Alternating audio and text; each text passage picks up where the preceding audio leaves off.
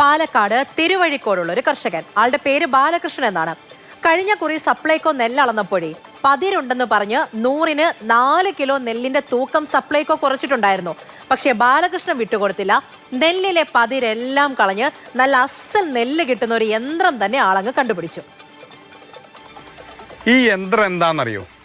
നെല്ലും പതിരും വേർതിരിച്ചെടുക്കാൻ വേണ്ടിയുള്ള യന്ത്രമാണ്. ഇത് എന്തിനു വേണ്ടി ഉണ്ടായെന്നറിയോ?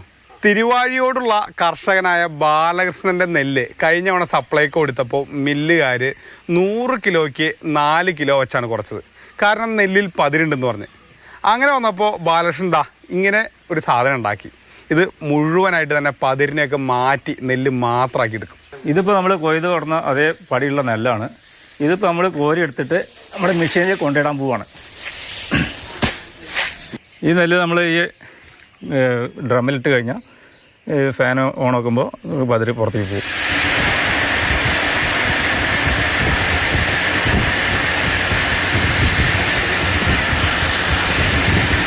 ഇതിപ്പോൾ നമ്മൾ ആദ്യമൊരു ഡ്രമ്മ് സംഘടിപ്പിച്ചിട്ട് അത് ഫിറ്റ് ചെയ്യാനുള്ളൊരു സ്റ്റാൻഡ് ഉണ്ടാക്കി.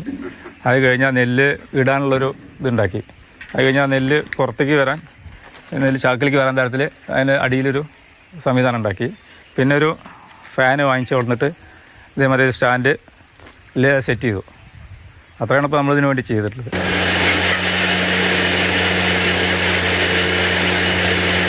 ഇതിപ്പോൾ വീശിയ നല്ലതാണ്. ഇതിലൊരു പതിര പറഞ്ഞ സാധനമില്ല. പതിര് കംപ്ലീറ്റ് പോയിട്ടുള്ള നല്ലതാണ്. നെല്ല് ഇതിലിടുമ്പോൾ ചാക്ക് നിറഞ്ഞു കഴിഞ്ഞാൽ നെല്ലിനെ നമ്മളിവിടെ സ്റ്റോപ്പ് ചെയ്യണം. അപ്പോൾ അതിനുള്ളൊരു സംവിധാനം ഇവിടെ ഏർപ്പാട് ചെയ്യാറുണ്ട്. ഈ ചാക്ക് എടുത്ത് മാറ്റി അടുത്ത ചാക്ക് വെക്കണ വരേക്ക് നെല്ല് കിഴിപ്പിട്ട് വിടാണ്ടിരിക്കാൻ വേണ്ടിയിട്ട് നെല്ല് ലോക്ക് ചെയ്യേണ്ട ആവശ്യമുണ്ട്. അപ്പോൾ അതിനുള്ള സംവിധാനം ചെയ്യേണ്ടത്. പിന്നെ ഇതിന് പെയിൻറ്റിങ് കാര്യങ്ങളൊന്നും ചെയ്തിട്ടില്ല. ഇപ്പോൾ നമ്മൾ ഉണ്ടാക്കിയത് ഉപയോഗിച്ച് നോക്കി അത്രയേ ഉള്ളൂ. ഈ സ്റ്റാൻഡ് നമ്മൾ കോഴി ഫാമിൽ വെക്കാൻ വേണ്ടി ഉണ്ടാക്കിയ സ്റ്റാൻഡാണ്.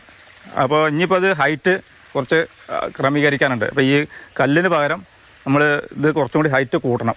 ഹൈറ്റ് കൂട്ടിയിട്ട് ചെയ്യാം. ആദ്യം ഇതിലാണ് ചെയ്തത്. ഈ ഫാൻ ഇതിലാണ് ഫിറ്റ് ചെയ്തത്. അപ്പോൾ ഫാനിൻ്റെ ഓവർ സ്പീഡ് കാരണം പതിരും നെല്ലും പുറത്ത് പോകുന്ന ഒരു സാഹചര്യം ഉണ്ടായി. അതുകൊണ്ടാണ് അങ്ങനെ ലേശം സ്പീഡ് കമ്മിയാകാൻ വേണ്ടിയാണ് ലേശം വിട്ട് വെക്കേണ്ടി വന്നത്. ഈ ഫാനിന് നമുക്കൊരു 5300 രൂപയാണ് ചിലവ് വന്നിട്ടുള്ളത്. ഡ്രമ്മിന് ഒരു 800 രൂപ. ഡ്രമ്മിന് അവിടെ നമ്മൾ പമ്പിൽ നിന്ന് വാങ്ങിച്ച അവിടെ 800 രൂപ കൊടുത്തു.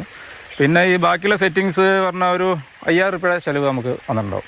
നമ്മൾ കൃഷി ഓഫീസർ നമുക്കൊരു 6000 രൂപ നമുക്ക് ഇതിലേക്ക് സബ്സിഡി തന്നിട്ടുണ്ട്. കൃഷിയുടെ കാര്യങ്ങൾക്ക് മാഡം നല്ല സപ്പോർട്ടിംഗ് ആണ്. ഇത് ഒരുപാട് യൂസ്ഫുള്ളാണ്. ഈ നല്ല രീതിയിൽ പതിരൊക്കെ പോകുന്നുണ്ട്. പിന്നെ നമ്മൾ അടുത്തുള്ള കൃഷിക്കാർക്കൊക്കെ ആവശ്യത്തിന് കൊടുക്കാൻ നമ്മൾ തയ്യാറാണ്. ആരെങ്കിലും ആവശ്യപ്പെട്ട് വരികയാണെങ്കിൽ അവർക്ക് ഉപയോഗപ്പെടുകയാണെങ്കിൽ ഒരു കർഷകൻ എന്ന നിലയ്ക്ക് നമ്മളവർക്കും ഒരു സപ്പോർട്ടിംഗ് ആയിട്ട് നിൽക്കും.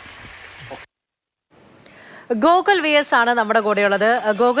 ഗോകുൽ നേരിട്ട് ചെന്ന് കണ്ടതാണ്. എന്താണ് അതിന്റെ പ്രവർത്തനം തുടങ്ങിയ കാര്യങ്ങൾ ഉൾപ്പെടെ നേരിട്ട് സംസാരിച്ചതുമാണ്. അപ്പോൾ എന്താവശ്യത്തിന്റെ പുറത്താണ് ഇങ്ങനെ ഒരു കണ്ടുപിടുത്തം ഉണ്ടായത് എന്ന് നമുക്കറിയാം.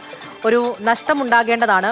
അപ്പോൾ അതുമായി ബന്ധപ്പെട്ടാണ് പിന്നെ ചിന്തിച്ചതും ഇങ്ങനെ നെല്ലും പതിരും വേർതിരിച്ചെടുക്കാൻ വേണ്ടിയിട്ടൊരു യന്ത്രം ആവശ്യമല്ല അത്യാവശ്യമാണ് എന്നുള്ളത് കൊണ്ട് അങ്ങനെ പുതിയൊരു കണ്ടുപിടുത്തത്തിലേക്ക് പോയിരിക്കുന്നു. അപ്പോൾ പറഞ്ഞു കേട്ടപ്പോഴും അത് വളരെ ഉപകാരപ്രദമാണ്. അത് എല്ലാ കർഷകർക്കും അല്ലെ പലരും അനുഭവിക്കുന്ന പ്രതിസന്ധി ആയിരിക്കും ഒരുപക്ഷേ ഇത്. അപ്പോൾ അതിൽ നിന്നെല്ലാം കരകയറാൻ വേണ്ടിയിട്ടാണ് ഇങ്ങനെയൊരു കണ്ടുപിടുത്തം കൂടി വരുന്നത്. മറ്റ് കർഷകരിലേക്കൊക്കെ ഈ വിവരം എത്തിയിട്ടുണ്ടോ?